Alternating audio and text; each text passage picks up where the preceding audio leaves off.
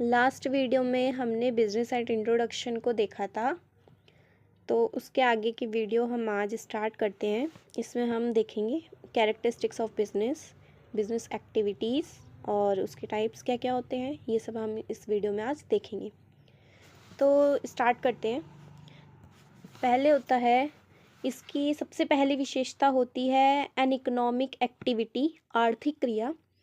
आर्थिक क्रिया का तात्पर्य ये होता है कि जो भी आप वस्तु और सेवाओं का आदान प्रदान कर रहे हो, उसके बदले में आपको धन मिलना चाहिए, उसके बदले में आपको पैसा मिलना चाहिए।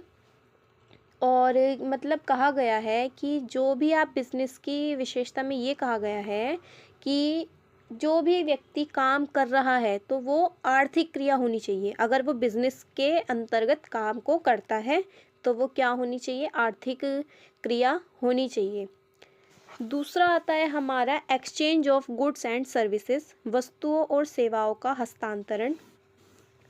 गुड्स एंड सर्विसेज में हम ये देखते हैं कि जो भी वस्तु निरंतर हमारी चेंज होती रहनी चाहिए, मतलब इसका हस्तांतरण होना चाहिए और बदले में हमें पैसा भी मिलता है। जैसे हम किसी दुकान पर सामान खरीदने जाते हैं तो हम उसको सामान को खरीदते हैं और लोगों को पैसे दे देते हैं, दुकानदार को। और इसका हम एक उदाहरण लेके आपको समझाते हैं। जैसे एक दुकानदार है, अपने घर के लिए वो कोई सामान खरीदता है, अपने यूज़ के लिए कोई सामान को खरीदता है, और फिर तो वो हमारा बिज़नेस के अंतर्गत नहीं आता, वो हमारा बिज़नेस में नहीं आएगा क्योंकि वो अपने यूज़ के लिए सामान को खरीद रहा है।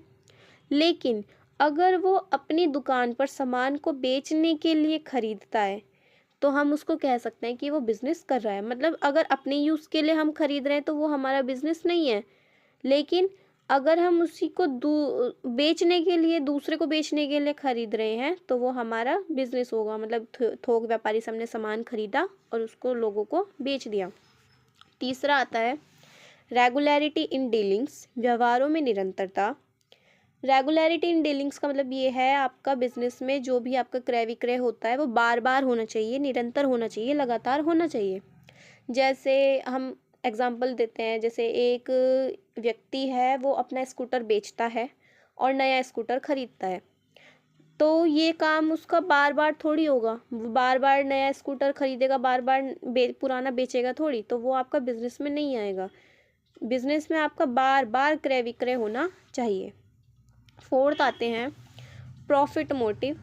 इसका उद्देश्य आपका प्रॉफिट कमाना होना चाहिए, प्रॉफिट का मोटिव होना चाहिए। लाभ, अगर आप व्यवसाय कर रहे हैं तो आपको उसमें लाभ होना चाहिए। अब जैसे कई बार हम प्रयास करते हैं कि लाभ के व्यवसाय हम जैसे खड़ा करते हैं तो लाभ के साथ साथ उसमें हानि भी होती है, और मतलब ये हमारा चलता रहता है, लाभ हानि चलती रहती है। लेकिन जो एक व्यवसायी होता है, बिजनेसमैन होता है, उसका मेन मोटिव क्या होना चाहिए, उसको प्रॉफिट होना चाहिए, उसका लाभ कमाना उसका उद्देश्य होना चाहिए। फिर आता है एलिमेंट ऑफ रिस्क, जोखिम के तत्व। अब जो हमारा व्यवसाय है उसको हम फूलों की तरह सहज के सजा के तो रख नहीं सकते हैं।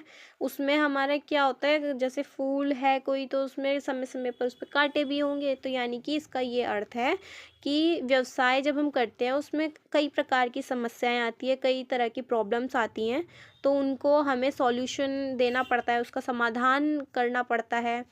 अब कई बार जैसे हम उसको काफ़ी टाइम लग जाता है उसको करने में, लाभ हानि एक साथ साथ चलते हैं, प्रॉफिट भी होता है, लॉस भी होता है। कई बार ऐसे जोखिम आते हैं हमारे सामने जिसको हम तुरंत डील नहीं कर सकते हैं, तो उसमें हमारा टाइम चलता है। तो ये कहने का अर्थ होता है कि ये हमारा जोखिम का तत्व इसमें शामिल होता है। व्यवसाय में अगर कहीं पर हमें प्रॉफिट हो रहा है तो हमें वहाँ पर लॉस भी हो रहा है और उसमें हमारा रिस्क भी होता है। क्रिएशन ऑफ यूटिलिटी, उपयोगिता का सृजन। वस्तुओं को समाज के लिए बहुत ज़्यादा अधिक उपयोगी बनाने के लिए व्यवसाय में बहुत प्रकार की उपयोगिताओं का सृजन किया जाता है। जैसे आर्थिक दृष्टि से हम कई प्रकार की कर सकते हैं, जैसे हमारी स्थान की उपयोगिता हो गई, रूपी उपयोगिता हो गई, समय उपयोगिता हो गई, स्वामित्व उपयोगिता हो गई। एक जगह से उसको दूसरी जगह पर ले जाना हो रहा है तो उसकी उपयोगिता हो गई, उसको चेंज करने की हो गई, उसको भंडार गृह में रखने की उपयोगिता हो गई, तो क्रय विक्रय में स्वामित्व की उपयोगिता होगा। इस तरह से हम यूटिलिटी का क्रिएशन करते हैं। फिर आता है कंज्यूमर सेटिस्फेक्शन, जहाँ एक और व्यवसाय का उद्देश्य लाभ कमाना होता है, वहीं दूसरी ओर उपभोक्ता संतुष्टि भी उतनी ही आवश्यक है। उपभोक्ता संतुष्टि के बिना लाभ की इच्छा करना व्यर्थ ही है। मतलब जो हमारा बिजनेस का एक्सपेंशन होता है, विस्तार होता है, वो किस पर निर्भर होता है? वो उपभोक्ता की संतुष्टि पर ही निर्भर होता है। अगर आपका प्रोडक्ट पब्लिक को पसंद आ रहा है तभी वो आपका प्रोडक्ट खरीदेगा, अदरवाइज वो आपका प्रोडक्ट नहीं खरीदेगा। फिर आता है जो बिजनेस होता है, वो 2 टाइप्स में उसकी एक्टिविटीज़ होती है। पहली हो गई आपकी इंडस्ट्री, दूसरी हो गई आपकी कॉमर्स। इंडस्ट्री में आपका आता है प्राइमरी, सेकेंडरी और टर्जरी। कॉमर्स में आपका आता है ट्रेड और ऑक्सिक्यूलरीज ट्रेड, सहायक क्रियाएं। अब इनको हम आगे समझते हैं। इंडस्ट्री क्या होती है? It refers to that economic activity which undertakes the production of goods and services. इसका मतलब ये होता है जो भी आपकी वस्तु है, सेवाएं है, उसका प्रोडक्शन करती है, उसका उत्पादन करती है, वो सभी आर्थिक क्रियाएं क्या होती है? इंडस्ट्री होती है। मतलब इंडस्ट्री में जो भी आपकी वस्तु सेवाओं का उत्पादन किया जाता है, इंडस्ट्री में ये सब चीज़ें की जाती है। फैक्ट्री लगी होती है आपकी, वस्तु सेवाओं का हम प्रोडक्शन वहाँ पर करते हैं। अब आपका जो ये होता है, 3 types of goods are manufacture in industry. Industry में 3 तरह का माल तैयार किया जाता है। सबसे पहला होता है प्रोड्यूसर्स और कैपिटल गुड्स, उत्पाद माल और पूंजीगत माल। उत्पाद माल या पूंजीगत माल वो होता है, यानी कि इन इंडस्ट्री में वो माल तैयार किया जाता है जो दूसरे इंडस्ट्री अपने यूज़ के लिए उसको लेती है, प्रयोग में लेती है। मतलब जिन वस्तुओं को दूसरे उद्योगों द्वारा उत्पादन के लिए प्रयोग किया जाता है, उनको हम प्रोड्यूसर्स और कैपिटल गुड्स बोलते हैं। फिर आता है हमारा कंज्यूमर गुड्स। कंज्यूमर गुड्स वो होता है जिन वस्तुओं को सीधा कंज्यूम करने के लिए, यूज़ करने के लिए कंज्यूमर तक पहुंचाया जाता है, उसको हम कहते हैं कंज्यूमर गुड्स। लाइक अ ब्रेड और क्लोथ हो गए, मेडिसिन हो गई, एक्सेट्रा। इंटरमीडिएट गुड्स, मध्यवर्ती माल वो होता है जैसे कई उद्योग ऐसी वस्तुओं का भी उत्पादन करते हैं जिनको किसी दूसरे उद्योग में प्रोसेस करके एक नई वस्तु बनाई जाती है। जैसे आपका प्लास्टिक हो गया, रबड़ हो गया, एल्युमिनियम हो गया, इसका यूज़ करके वो आगे उसको बनाया जाता है। फिर हम देखते हैं उद्योगों के प्रकार। उद्योग कितने टाइप्स के होते हैं हमारे इंडस्ट्रीज़। सबसे पहले आता है हमारा प्राइमरी इंडस्ट्रीज़। प्राइमरी इंडस्ट्रीज़ में हमारा आता है जेनेटिक इंडस्ट्री और एक्सट्रैक्टिव इंडस्ट्री। ये हम आगे समझेंगे। जेनेटिक इंडस्ट्री में हमारा फिलहाल हम देखते हैं क्या क्या चीज़ें आती है। Animal husbandry, poultry farming and plantation. Extractive industry में हमारा आता है mining, quarrying, agriculture. Secondary industry में हमारा आता है मैन्युफैक्चरिंग इंडस्ट्री और कंस्ट्रक्टिव इंडस्ट्री। मैन्युफैक्चरिंग में आपका शुगर, सीमेंट, टेक्सटाइल, और कंस्ट्रक्टिव इंडस्ट्री में आपका आ गया बिल्डिंग, रोड और ब्रिज।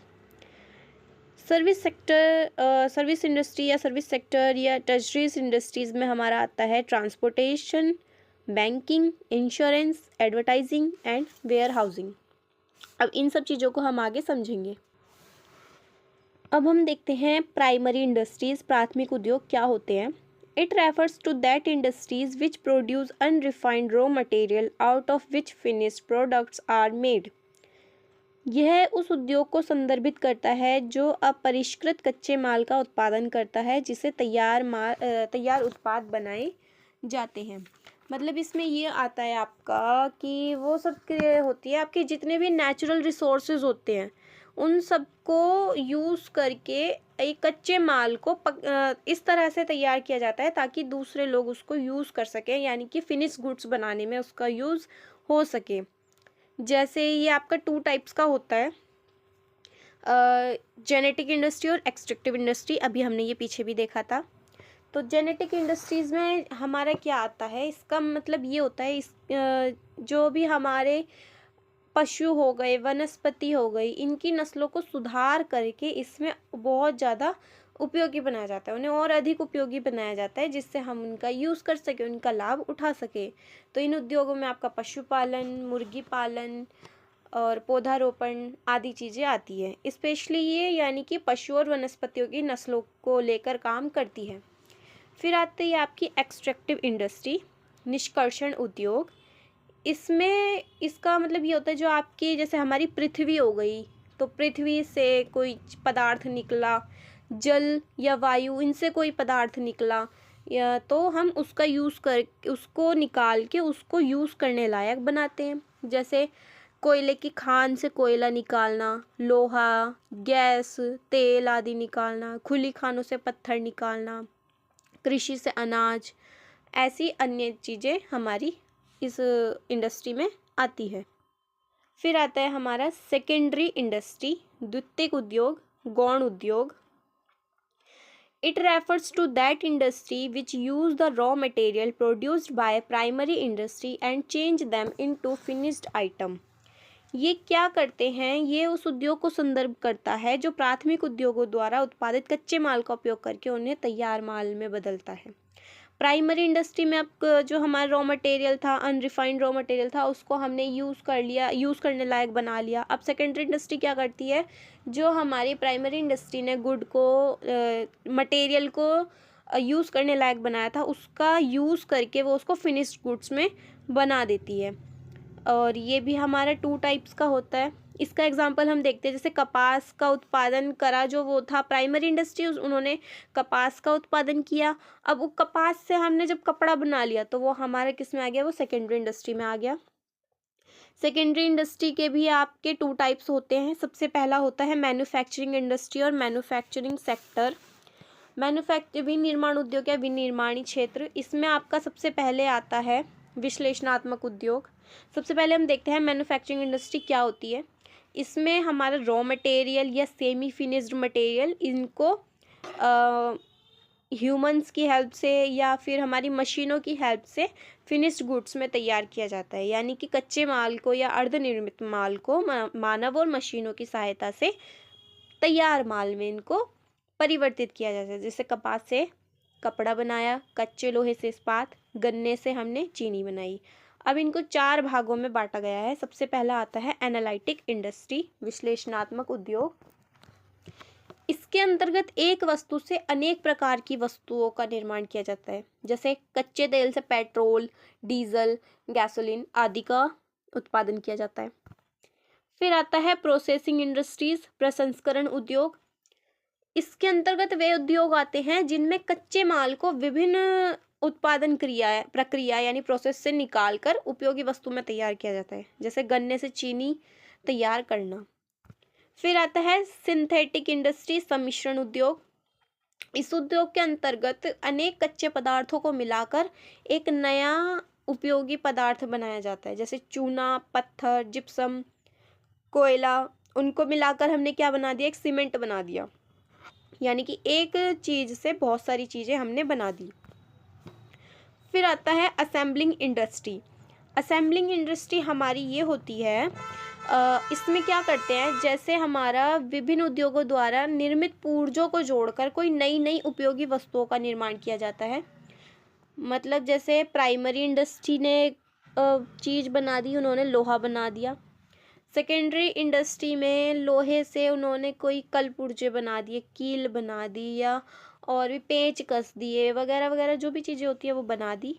उसके बाद सेकेंडरी इंडस्ट्री में जो असेंबलिंग इंडस्ट्री होगी वो क्या करेगी, जैसे साइकिल है, साइकिल के पुर्जे जो हमारे वो बाकी इंडस्ट्रीज़ ने बनाए, यानी कि बनाया तो एक तो प्राइमरी इंडस्ट्री ने हमें रॉ मटेरियल को यूज़ करने लायक दे दिया।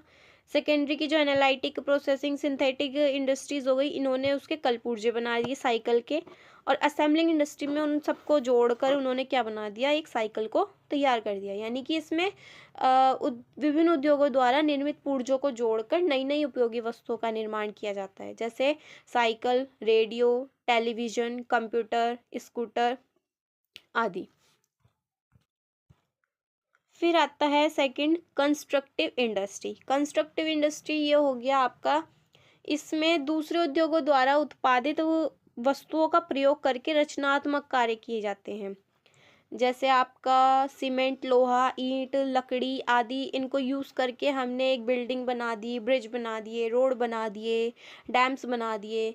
ये सब क्या होते हैं, ये जो इसमें हमारी जो चीज़ें बनाई जाती है वो फिक्स्ड होती है, फिक्स्ड नेचर की होती है, स्थायी प्रकृति की होती है। और इनका जो यूज़ होता है वो ज़्यादातर सार्वजनिक हित के लिए होता है, पब्लिक के हित के लिए होता है। फिर आता है हमारा टर्जरी इंडस्ट्री और सर्विस सेक्टर।